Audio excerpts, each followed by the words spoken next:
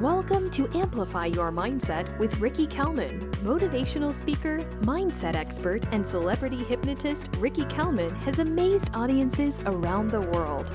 Kalmon empowers his audience with simple but powerful techniques to boost confidence and belief toward their goals and to exceed their own personal and professional expectations.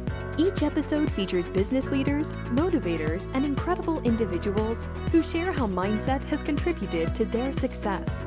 Put awareness and action into your life with the confidence that you'll succeed at the things you want to make happen. Here is Ricky Kalmon. Hi, this is Ricky Kalmon, and welcome to another episode of Amplify Your Mindset. I truly appreciate you listening, and if this is your first time, I really do hope you take time after the program and subscribe. Today's topic is going to be about appreciation and loving what you do. Having passion and excitement, letting that excitement drive you to become better and also to give back. My guest today is Billy Harris, and before I go into the introduction, like many of my guests, I've known them for a very long time. They started out as childhood friends and have truly exceeded in what they have done in a career and a calling. Billy is a highly sought-after auctioneer who lends his comedic style to the auction block. His contagious energy and explosive style and ability to work a crowd will create an atmosphere that will have an audience laughing and opening their wallets at the same time. Billy has raised millions of dollars for Share Our Strength, the New York Food Bank, Alex's Lemonade Stand Foundation, Autism Speaks, the James Beard Foundation, March of Dimes, the Roundabout Theatre, and the National Institute of Health, just to name a few. Billy Harris, my best friend, best man at my wedding, welcome to the program. I've never spoken with you before in my life. Who is this now? Yeah, who is this now? Who is this? Who is this person? Since 1984? It's our 35th anniversary. It's kind of crazy. Honored to be here. I still haven't figured out what a podcast is yet, but let's see what happens. You just told me to pick up the phone and you're going to talk to me. Yeah. Is your phone connected to it by a cable? Yeah, I don't even know what that means. I don't even know what that means, but sure. It's Okay. some sort of wireless thing in the universe. Ricky, it's a pleasure to be here on your podcast. There we are, and here we are, 35 plus years later in friendship, in business. As in my intro, I've had the incredible opportunity to interview people that I've met last week to 2 years ago. And in the last several episodes, I've brought on friends that have really succeeded in their life. One of our friends, Shep Hyken, was on just in a previous episode. He was before you. You could see where the order is. Yeah, we can see the order of importance here. Yep. Also, people that we've known for 35 years. So yeah. there are no, as I like to say with anything, simple plus 30 years, right? And right. There really aren't any overnight successes, and we all take different paths, which lead us to, where we are at this current moment, which is amazing, and it's different for everybody. And my path has obviously been as unique as yours, for sure. But, honored to be here and lots to talk about. So you do. Now, let's wrap it up in 3 minutes. I have all to right. be somewhere. Yeah, exactly. Goodbye. Well, good night, everybody. As many of my listeners know now, that I grew up in the entertainment business as a magician. That was my childhood hobby that grew into a small business, grew into a big business, and then things veered off to a different direction to doing a stage hypnosis show and then motivational speaking and so on and so on. And then we're doing this podcast now, which is great. We're putting out information about mindset. Billy, your career started as a magician, just like mine. That's where we met in the magic industry, just like our good friend Shep Hyken.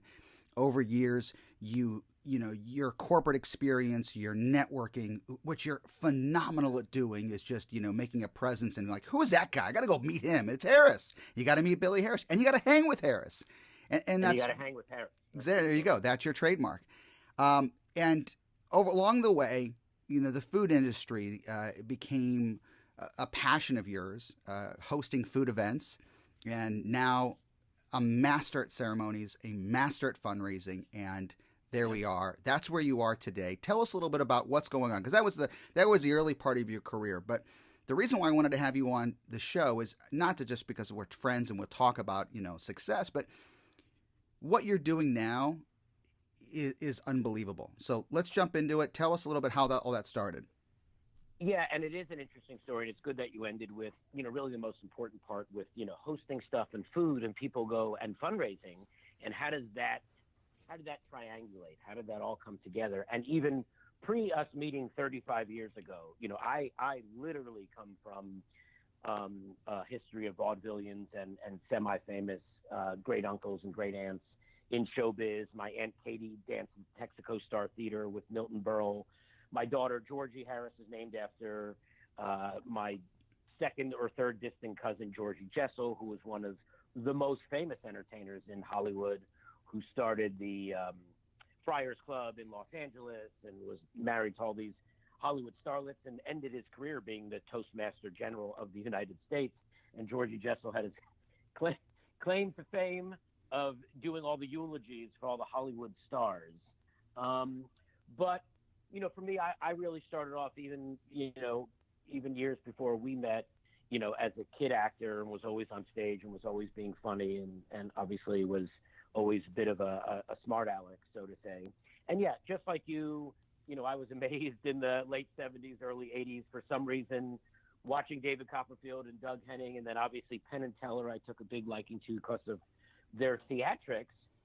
Just like so many people, Johnny Carson, Orson Welles, Steve Martin, I enjoyed the comedic side of magic. I found it very funny and obviously, very entertaining long before you and I figured out how to turn it into a business, that's for sure. So yeah, that was the beginning of the career for me. But since you and I are both been doing this for so long, the real change was, and believe it or not, and I said this to other people, so in 1993, because they just had their 25th anniversary, the Food Network was launched. And as you know, before that, I was doing corporate events. I was doing trade shows. I even worked on some cruise ships, doing comedy, doing magic. And then that kind of slowly rolled into being this corporate MC, being this funny guy at corporate events. And just by a rare set of circumstances, and timing is everything, a good friend of mine, Joe Allegro, got a job at the Food Network. And he had called me up as a producer, and he goes, I'm working at this place called the Food Network. And of course, the first thing everyone said was, what's the Food Network? And he goes, I'm working with this guy that goes, bam, that's a true story. And of course, that was Emeril Lagasse, and then Emeril Lagasse and Rachel Ray and Bobby Flay, Mario Batali, and all of those chefs from the Food Network.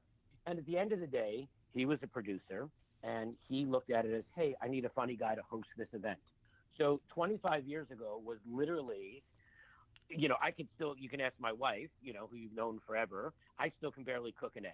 So when 25 years ago, they said, hey, we should get this funny guy to host some culinary events. And it was like, hey, Emeril, is that cilantro or is that basil? The audience wants to know.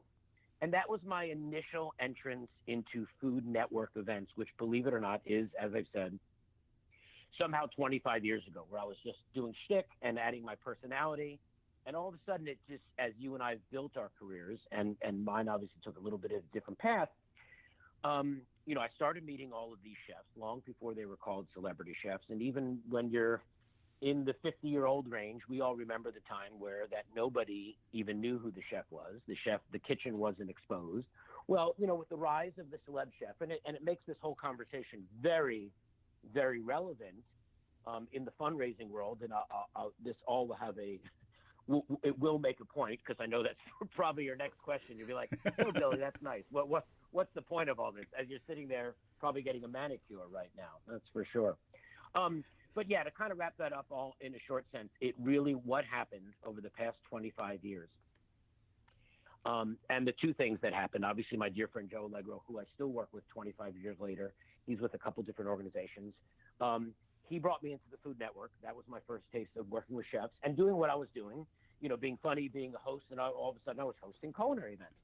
So at the same time, and this is one of those, if you took a left or took a right in this world, okay, Joe Allegro went on to an organization called Share Our Strength, and they created something called their No Kid Hungry campaign, because he came from the Food Network as a culinary producer. And believe it or not, Joe and I met on my wife's first date 21 years ago, which is amazing, okay? So the segue of all that was Joe went to No Kid Hungry to create this culinary program, and No Kid Hungry and their Share Our Strength campaign. They have been around for 35 years, and they are fighting the good fight and have raised more than $500 million to end childhood hunger and supporters of childhood hunger advocacy in this country. And I'm proud to say I've worked with them for almost 15 years, hosting their galas, doing all their auctions, and raising tens and tens of millions of dollars. And kind of the segue back from that is, at the same time, and this is almost 20 years ago, a good friend of mine, they had the kids' school fundraiser. The auctioneer got sick. This is also 25 years ago. And they called me and said, hey, could you come and do the auction? And just like what I said, hey, what's the Food Network? I was literally like, well, what's an auction? What am I supposed to do? And they're like, you're funny. You talk fast, and just get up there and, sell a trip to Hawaii.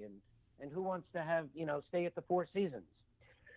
So that's, as long as that all sounds, but that's the short version of this. And literally those two things, when I write my book and I come back and promote my book, Joe Allegro brought me into the Food Network, and then he brought me into No Kid Hungry to host events. And at the same time, and you also know her, it's Lauren Tripp.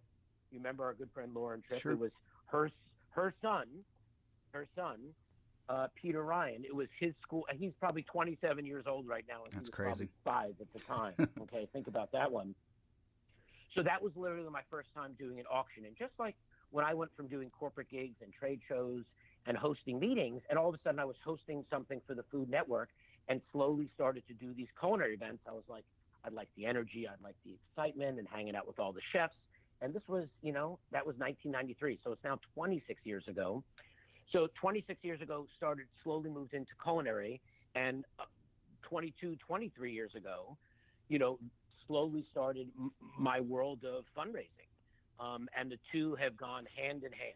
So obviously I gave you a 10-minute spiel, but the two have now gone hand in hand for over 20 years. And to wrap this segment of our conversation up, what has happened, and everyone kind of knows this, with the rise of all the mega celeb chefs, okay, at the same time, they have been asked and have generously contributed.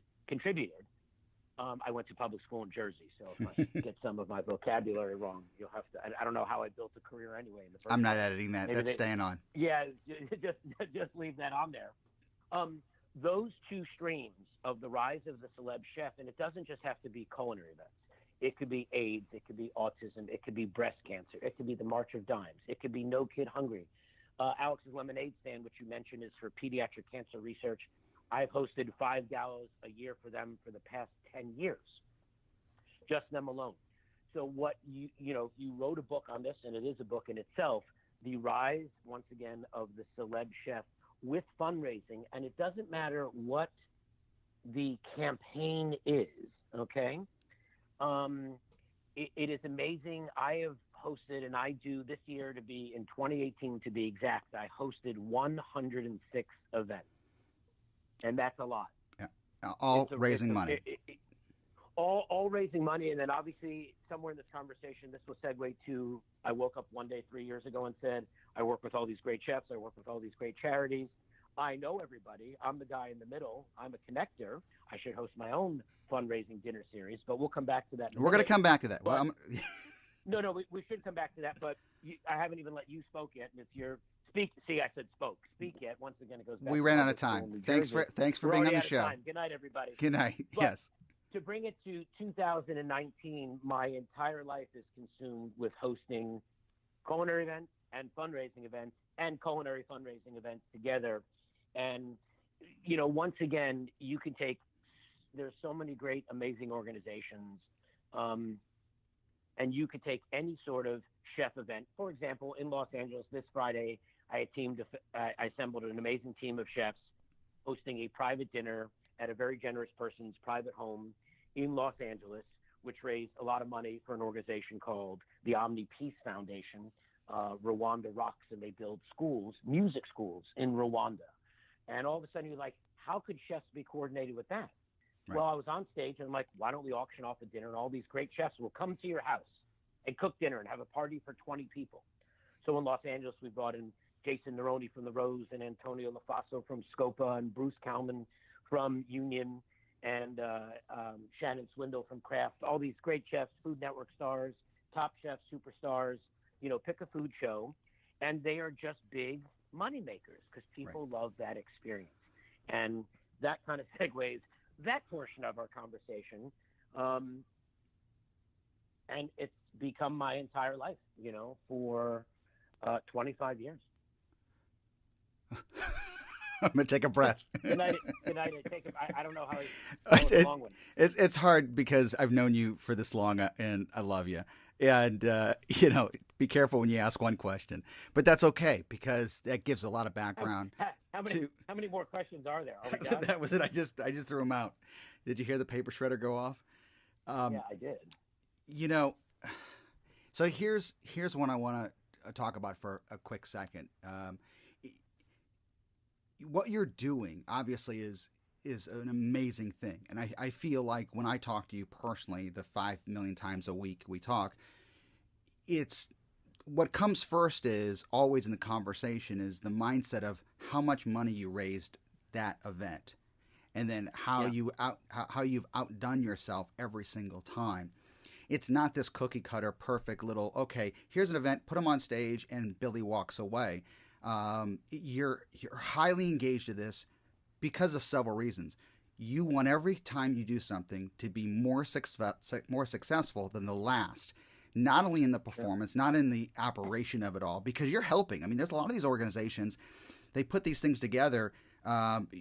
You go beyond the scope of being a host, of an auctioneer, of a personality. You behind the scenes, you are producing things, not only from the perspective of the event and how the flow is, but what the auction items are. How do you raise more money? What your experience every time you bring to the table. And I say that because it doesn't matter what business you're in. When you strive to become better every single time you do something, things change. And you start to celebrate your success every single time versus at the end of the year, well, we did this. It was a great year. Maybe we'll do better next year. No, Billy is succeeding every single time and trying to do better and put that out there. And that's why you're the go-to person in this industry. I know it because we've been on the phone. You're like, this guy called me. He goes, we had somebody else. We had something else planned. We need Harris. We need Billy Harris there. And there's such a wide, wide answer to that statement. But that's. Well, I'll tell you, and I'll answer that right away. And it's interesting. I kind of look at it as, people do call me and, I fly 250,000 miles a year, just like you and other people that work very hard to earn their living. But, when you're in the event business, the pro and con is that you have to get to the event, right? But I have always come from the point of view with what I do because I'm just an entertainer at heart. Call me an actor, call me a comedian, call me a wise ass, call me a sarcastic guy. But I have tweaked all that into my fundraising efforts. But I've always looked at it from a really entertaining point of view, especially in the fundraising world, because what I feel separates me from so many people is that I know how to work a room. And that is just, I believe it's a skill I was born with. I don't think that's something like all of the great comedians, and I come from a whole line of comedians. So somehow personally in what I do, if it's just straight up being an MC, even though I don't do so many of those gigs anymore, in the fundraising world, first you have to, right, as you know with what you do, you got to capture the audience in the first minute. You want them to be on your side. And this is before you're asking people for millions and millions of dollars. So there is a method to my madness. And there's events that I do where the whole auction raises $50,000. And there's events that I do where the auction raises millions of dollars, where you have each item selling for $100,000 a piece. But I always come from the angle of, we got to entertain these people. We got to make them laugh. You got to be able to control the room. You have to be able to work the room. You got to be funny. You got to be charming. And then at the same time, you got to be able to go, hey, I have this trip, fly first class to the Four Seasons in Maui. Four Seasons should be a sponsor of your show. Nice plug for them. fly to the Four Seasons in Maui and stay in Maui for a week and get all these amazing experiences. And you go, oh, we'd love to earn $20,000 for that at an auction. And then at the same time, your brain's going, they want to earn $20,000. Can we earn $30,000 for the charity? Can we keep the crowd engaged? Can we get them laughing? Can I be charming? Can I be personable? And also, can you not be up there too long and begging for money?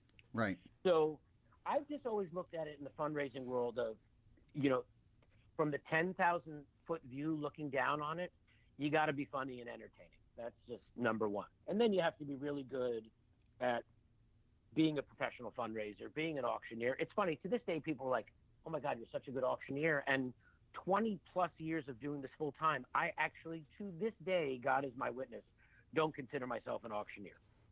I consider myself as a funny guy with a microphone that knows how to work a room and raise money. I think the people at Christie's and Sotheby's, and they're great for selling Picassos and Monets and vases from, Egypt that are worth $2 million. But this also segues back to the earlier part of the conversation, because so much of my world is culinary driven, is that, you're in front of 1,000 people, 2,000 people, 3,000 people, and you're auctioning off, selling, whatever you want to call it, this chef dinner with Bobby Flay or Tom Colicchio or David Chang, so people are so obsessed with culinary experiences now because of, look what's happened. Every other show on TV is a food show or a food competition, which has been great for the fundraising world. So at the end of the day, with what I do and the way I work a room, I always look at it as you got to keep these people entertained. You have to hold their attention for 20, 30 minutes. And at the same time, you have this objective where I need to raise hundreds and hundreds of thousands of dollars for this organization. So let me turn the page a second, because you and I are both, and many of my guests in the past are entrepreneurs, working for themselves, responsible for their own actions, responsible for their own livelihood. There is no consistent thing that we do. We are going from event to different companies, different organizations. Like a salesperson, like somebody in starting up in business, like an entrepreneur, or even a leader that has to be constantly motivated to stay focused. What does Billy Harris do to motivate himself? Well, what keeps me motivated, probably like all self-employed entrepreneurs, is fear. Yep, absolutely. It is a real motivator, and I have just really in all of these years, the idea, and I've never, with the exception of being 16 or 17 years old working in a pizzeria, just like you, I have never worked for anyone else. And you hear that cliche, if I was, working for someone else and told me that, someone told me that report needs to be on their desk at 8 o'clock in the morning, I'd walk out the door. It's not for me. And then it's very easy to say that. And, I believe there's show horses and work horses, and me and you and a lot of the people in our circle, we're all work horses. And, most of us are, one-man band, with everything that I do and everything that you do. At the end of the day, people want to come and see you, and they want to experience the Ricky Kalmon Hypnosis Show or be part of your seminars. That's nothing that you can phone in, because the audience will know when you're faking it. They just will know. It's that simple. So, this is, you can talk about this for hours and hours, but obviously I've always had a drive. I'm always motivated. I've always been an early riser. All those little things in life, which I think are so true, and this might sound ridiculous right now, but I like getting up early. I like making my bed. I like being organized. You and I have, 25 years of clients and partnerships and relationships and business contacts. So it doesn't really matter if you're self-employed selling soap, or if you're self-employed doing what I do and what you do. It is a 24-hour a day, 365-day a year. Even on top successful levels, and the people in our circle, we're all successful men and women who have carved out a way to stay motivated every day, to roll with the punches, to get up and go, today's going to be a great day. And then on top of going, oh, I got to be really good on stage. Oh, I have this event in New York tonight. Oh, I have this event in Chicago the next day. Then you have all the trials and tribulations of just life thrown in. Oh, I got to get to New York, and then I got to get back to Chicago. Oh, and this person wants a contract, and I have to do billing. And so I wouldn't have it any other way. That's for sure. But, people think these things just happen, and that's probably the most false statement. I mean, when you sit here and do a podcast like yours and you actually talk about your own life and you look back, for both of us right now on 25 plus years of doing this, you can now look back and see, here's chapter 1, 2, 3, 4, 5, 6, 7, 8, 9, 10 of my life. And it's a little bit going, if I didn't do this, that probably wouldn't have happened. If I didn't do this, that wouldn't happen. Oh, so true. But, and I don't know if someone can become a self-employed entrepreneur. Just a little bit like I feel like you're either funny or you're not. It takes a very particular drive, and obviously rejection is the hardest thing, even at this level. And there's 30 years later, there's people that you work for, then they go in a different direction, and how do you, when you're personally involved, how do you not take it personally, right? Well, I want to dig a little bit deeper, though. I want to go a little bit farther with this. And I can totally understand what you're saying and definitely am very synonymous, with some of the things that you're saying as far as organization and the being driven by fear.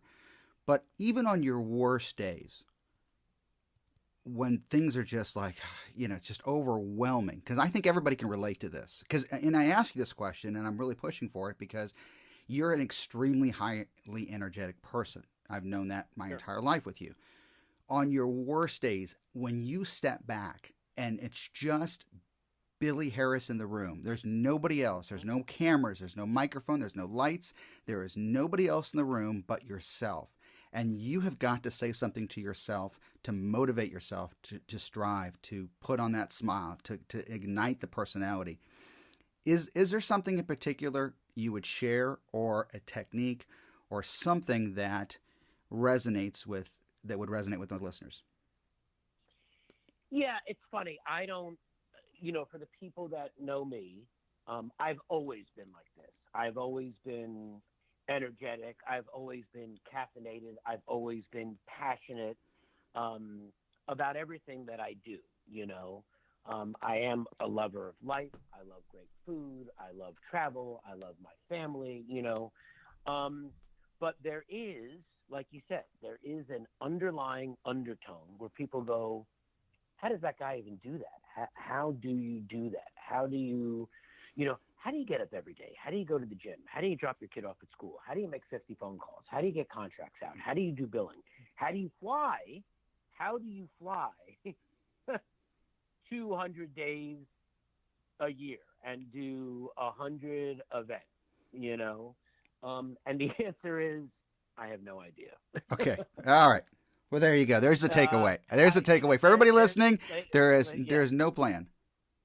For everyone listening, there is no plan. But no, listen, it's about to turn 50 and doing this full time for 30 plus years. You kind of look at the other side of it right now, and from a business strategy, you're like, where am I going to take this next 10 years, 10, 15 years? And then hopefully I'll be at the Four Seasons in Maui after that full time for sure. But yeah, it is, listen, it's like I said, I don't care, if you're self-employed and you're super passionate and make the world's most amazing soaps, and there's a market for that, or glassware, or kitchen plates, or towels, or aluminum siding for a house, it really doesn't matter, to be a self-employed entrepreneur. I think it really comes from that same fire in the belly and passion. Listen, it doesn't work out for everybody, obviously. People leave one path to go down the road with a new path. Persistency, how important that is, being able to take rejection, how important that is, to be able to get up every day and go, today is going to be a great day. And then, then you have to be a realist at the same time and incorporate, everything you learned about business and following up with clients. And obviously, when you're in the 50 age range, we all know what it was like. It seems impossible, but we should have a separate conversation of what it was like to run your business without a computer, without Right, a there you cell go. phone. All right, that'll be the next one. That'll be the next one. And when you try and explain that to our children, when you can literally control your house from your telephone, Right. Your lighting, your heating, your sound, you have all your email on your phone, maps on your phone, you can talk on your phone. The fact that any entrepreneur can, go to a Starbucks now with their laptop and a cell phone and run their entire business, besides sitting at their kitchen counter or in their office, how the world has changed that much. But I really think there is a little bit of you are born with it or you're not. My parents weren't entrepreneurs, my mother was a school teacher. My dad, had a corporate job for his entire career, so all of a sudden I'm the guy that said, oh, I'm funny, I'm doing these events now. And everyone maybe thought it was cute when you were 21 or 22. And now 30 years later, you're like, wow, you really turned that into a business. You turned that into a career. And, the flip side of that coin with my path in particular is that, if you told me 25 years ago I'd be doing, auctions at these black tie galas with some of the wealthiest people in the world at the most beautiful hotels in the world. But the opposite side of that coin is I have raised so much money and so proud of that. If you take an organization like Alex's Lemonade Stand for pediatric cancer research, Jay and Liz Scott are dear friends of mine, and their daughter is Alex. This is an organization over the past 12, 13, 14, 15 years that has raised almost $200 million, named after their daughter who passed away. And, about 14 years ago, some local chefs in Philadelphia heard about Alex and her parents, and they said, oh, we should just get some chefs together and sell tickets and serve some food and raise some money for this great organization. And what that has turned into, because I host them all, 5 major galas around the United States. And the one in Los Angeles has become LA Loves Alex Lemonade Stand, their largest event. I think this year it raised like $1.4 million. The auction alone. It's unbelievable. The auction alone raised over $700,000. Yeah. There was basically 7 items, and they all sold for $100,000 a piece. So I sleep really, really good at night, knowing that what I'm doing is really, really directly helping people. Here's the takeaway. Children, I mean, it's obvious, and it goes without saying, you love what you do. And I think the takeaway too is to anybody, no matter what business you're in, even if you're a business leader, love what you do every day. I mean, if you can just have 5% of Billy's passion, you will exceed every single day in what you do. And people will want to know, what are you doing? How do you do it? And hopefully that will become infectious and spread to your organization, your teams, and in your life. And that's what I think has kept our friendship over the years. We have definitely motivated each other over the years, even though people ask me all the time, what motivates me? Talking to other people that motivate. And your success and hearing what you do is obviously been infectious to me. So, Billy, my friend, thank you. I know you got probably 100 more calls today. You're going to be on the phone, planning something else, getting ready for the next event. Thanks for taking the last 35 minutes with me and our listeners to share a little bit more about what you've done and what you continue to do. And I know that next year we'll have this conversation and you will exceed your own expectations, which is a pretty cool thing. It's a great thing. Honored to be here, my friend. Well, you've just given me 4 more ideas for 4 different podcasts just with you alone. We're gonna, seriously, we're gonna create one just on coffee. We should actually just do a podcast on coffee. We should do one on coffee. There you go. That'll be the next one. Stay tuned, listeners. Hey, Billy, we're running out of time, so I'm going to go ahead and jump right in and give you the plug for the Billy Harris Dinner Series. Of course, more information at billyharris.com. It's an incredible event. I know the last couple of years you have sold out in restaurants or throughout the country. Get tickets, billyharris.com. It's a multi-course event, paired wines, live auction hosted by Billy Harris. Proceeds from that auction go to No Kid Hungry. You get a chance to interact with the celebrity chefs. It's a must event with my friend Billy Harris. Thanks again for being on the show. For those of you listening, truly appreciate your support, and check us out next week with a brand new podcast. You have been listening to Amplify Your Mindset with Ricky Kalmon. For more information on Ricky Kalmon's corporate and personal development programs, visit rickykalmon.com.